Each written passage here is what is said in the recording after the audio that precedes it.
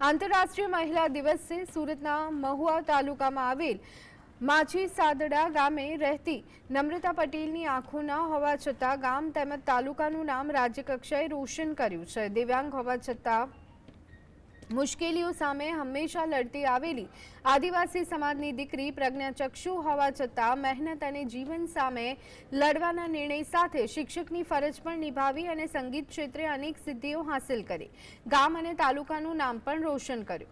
નમ્રતાએ મુશ્કેલીઓ સામે લડી લેવાનો નિર્ધાર કર્યો, સાથે સંગીતમાં રુચિ સાથે ગાવાનું પણ ચાલુ કર્યું। નમ્રતાએ સંગીત વિશારદનો અભ્યાસ કરી અને ધરમપુરના બોપીમાં શિક્ષક તરીકે 50થી વધુ બાળકોને અભ્યાસ કરાવ્યો છે।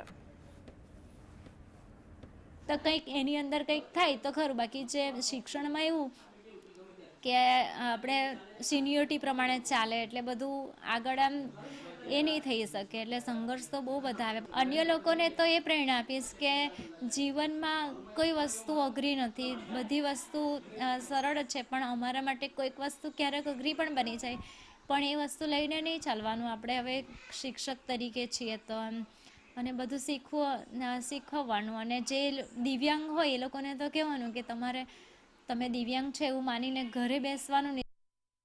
આજે દિવ્યાંગ છે છતાંય નોકરી કરે છે અને બીજા બાળકોને પ્રેરણા આપે છે કે તમારે દિવ્યાંગ હોવું એ કંઈ એ નથી, તમે દિવ્યાંગ છો એ મનમાંથી કાઢી નાખો। દિવ્યાંગનું કોઈ સહેલી વાત નથી, પણ આપણા મન માટે સહેલી વાત નથી, પણ કે એની સાથે કેવી રીતના વર્તન કરવાનું, કે કેવી રીતના મુશ્કેલીઓ આવે, કેવી રીતના એને પાર પાડવાનું, એ જોતાં જોતાં અમે આધ્યાત્મિક રીતે બાપાને પણ પ્રાર્થના કરીએ છીએ કે બાપા અમને તમે કંઈ પણ મૂંઝવણ હોય તો અમને રસ્તો બતાવો।